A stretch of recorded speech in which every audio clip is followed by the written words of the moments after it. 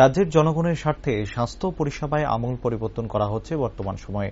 Dental চিকিৎসকদের প্রশিক্ষণ শিবিরে এমনই মতামত তুলে ধরলেন মুখ্যমন্ত্রী ডক্টর মানিক সাহা।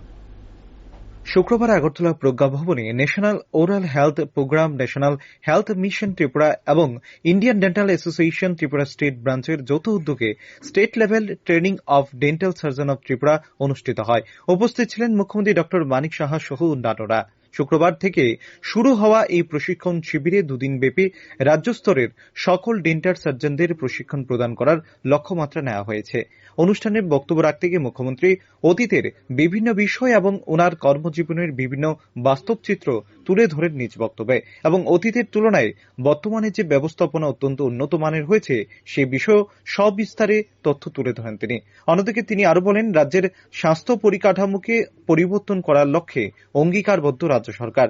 ইতিমধ্যে রাজ্য জুড়ে প্রত্যেকটি হাসপাতালকে পরিকাঠামোগত উন্নয়ন এবং পরিষেবা উন্নয়নের জন্য বিশেষ কিছু পদক্ষেপ গ্রহণ করা হয়েছে। ইতিমধ্যে রাজ্যের 3টি প্রত্যন্ত স্থানের হাসপাতালে ট্রমা সেন্টারের মতো বিশেষ পরিষেবা শুরু করা হয়েছে, যার মধ্যে রয়েছে শান্তির বাজার, আমবাসা। তাছাড়া গুমতি জেলা হাসপাতালে সম্প্রতি সূচনা করা হয়েছে কার্ডিক সেন্টারের। অন্যদিকে বিভিন্ন প্রাথমিক স্বাস্থ্যকেন্দ্র, মহকুমা হাসপাতাল এবং জেলা হাসপাতালগুলোতেও ব্যাপক পরিমাণে চলছে পরিকাঠামোগত উন্নয়ন। লক্ষ্য একটাই, রাজ্যের স্বাস্থ্য পরিষেবার সার্বিক মান উন্নয়ন।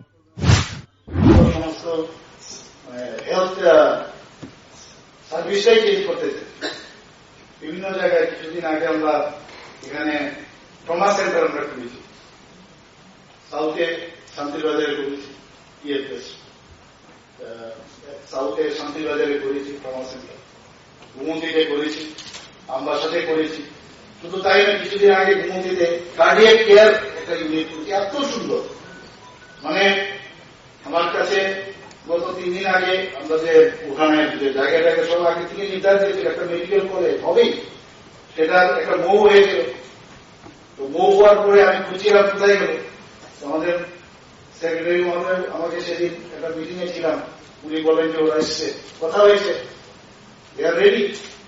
তো সেই আমবাসার মধ্যে আমরা বলেছিলাম যে এডিসি এলাকায় একটা মেডিকেল কলেজ খুলবো। ওনারা বলছেন যে আমরা পিপিপি মডেলে আমরা এখানে খুলতে চাই, সেটাও হবে।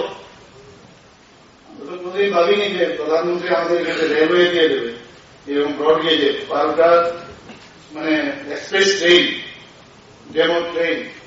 আরেকটা হচ্ছে এখন যখন ট্রেনে যাই আমি বিভিন্ন জায়গায় ট্রেনে 20টা তুমি যখন বসি মনে আমি লন্ডনে আছি, এরকম একটা অবস্থা।